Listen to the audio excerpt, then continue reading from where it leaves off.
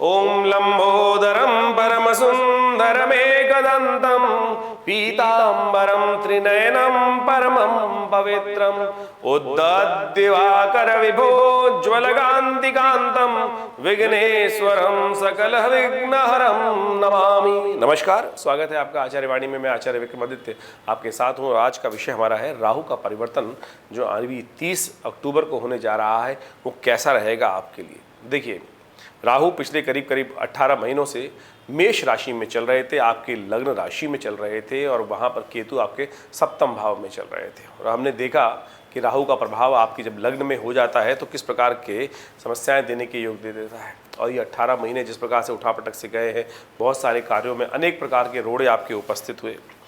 वो जो हमने जो आप सबने झेला है मेष राशि के अंदर, और मेष राशि में राहु का बृहस्पति के आने पर भी कोई शुभ प्रभाव नहीं हुआ। राहु तो वहाँ चल ही रहे थे, और जब इस साल के आरंभ में बृहस्पति ने परिवर्तन किया अप्रैल के अंदर, और फिर वो वहाँ पर आकर आशा थी लोगों को कि महत्वपूर्ण परिवर्तन 12 साल बाद बृहस्पति यहाँ आए, उन्होंने परिवर्तन करने का कुछ योग बनेंगे, लेकिन वो पूर्ण फलीभूत हुए नहीं। अब आ रहा है राहु का परिवर्तन का समय। 30 अक्टूबर को राहु परिवर्तित होकर आपके 12वें भाव में जा रहे हैं।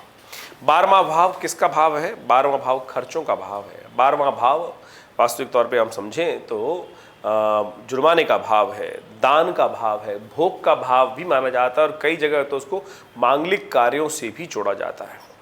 अब राहु क्या है? राहु एक छाया ग्रह है, उनको क्रूर ग्रह पाप ग्रह माना जाता है, और पाप ग्रह के अंतर्गत नैसर्गिक दृष्टिकोण से सबसे शक्ति संपन्न ग्रह माने जाते हैं। तो एक तरह से तो हम चाहेंगे, हमें लगता है कि आपके लिए बहुत अच्छा समय आने वाला है। वारे न्यारे होने के वक्त आते दिखाई दे रहे हैं। मेष राशि वालों के लिए जितना 18 महीने परेशानी का योग गया है, उन सब से निवृत्ति होकर बहुत सुंदर तरीके से ग्रहों का परिवर्तन होने का अब जो योग बन रहा है, वो दिखाता है कि अच्छा महत्वपूर्ण परिवर्तन उनको देखने को मिलेगा। अच्छा दान पुण्य करने का अवसर मिलेगा, अच्छा पुण्य कार्यों में मन बनेगा, और कई प्रकार से राहु का यहाँ जो परिवर्तन है वो महत्वपूर्ण आपके लिए रहने वाला है। गोचर के दृष्टिकोण से तो यह ही है, लेकिन बड़े बड़े लोगों की कुंडली में राहु जिनके 12वें बैठा हुआ है वो भी बड़े विचित्र हैं। मुकेश अंबानी को तो आज पूरा विश्व जानता है, उनकी कुंडली में भी 12वें राहु तो उनके लिए स्थित ही है।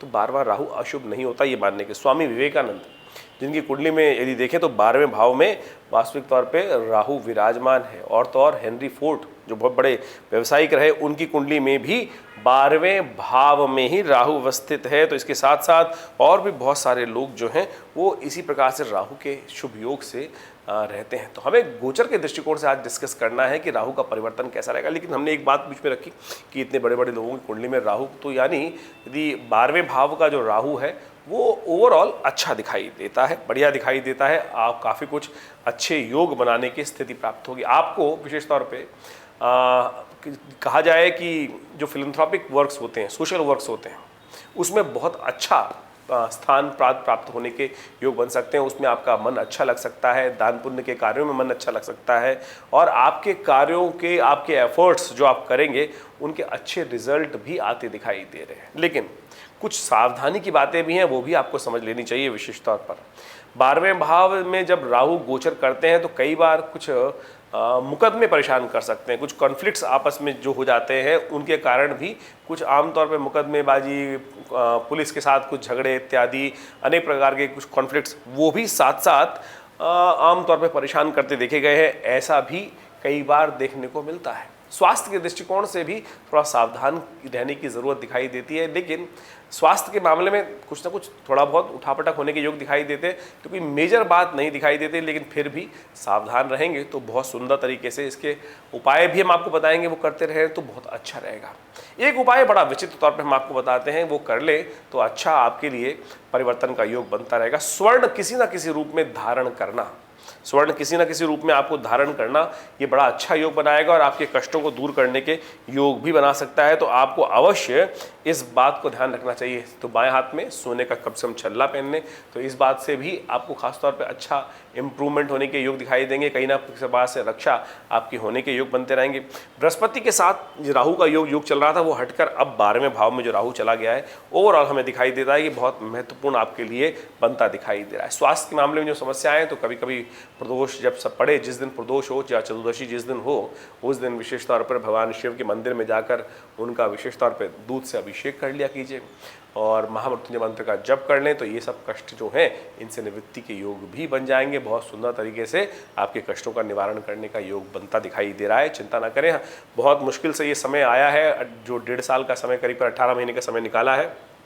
वो अब परिवर्तन की तरफ जा रहा है और बृहस्पति भी अब राहु से अलग हो गए हैं, तो उनका भी पूर्ण फल प्राप्त होने के योग बन सकते हैं। लेकिन एक बात का ध्यान रखिएगा, पिता के साथ अपने संबंध ठीक रखिएगा, अननेसेसरी की कहीं कॉन्फ्लिक्ट ना आ जाए, कभी केवल अपनी अपनी मैं चलाने के कारण से कई बार थोड़ी बहुत दिक्कतें होने के योग बन सकते हैं। तो कोशिश करें अपने बड़ों का पूर्ण सम्मान रखते हुए, पिता के साथ तो खासतौर पे अपने संबंधों को ठीक रखते हुए काम करने की ज़रूरत दिखाई देती है। और कोशिश ये करें, आने वाले 6 महीने तो बृहस्पति पूर्ण फल आपको प्राप्त कराने के योग बनाने वाले हैं। तो ऐसे में थोड़ा पिता का नित्य प्रति सम्मान, पिता का आशीर्वाद नित्य प्रति देते हुए कार्य करने का प्रयास कीजिए। और एक उपाय हम आपको बता रहे हैं, उसको अवश्य करने का। स्वास्थ्य के दृष्टिकोण से जो समस्याएं हैं वो तो हमने आपको बताई दी, तो वो अवश्य कर लीजिए, उससे कुछ ना कुछ जो परेशानी होने के योग बनेंगे वो ठीक भी साथ साथ होते चले जाएंगे।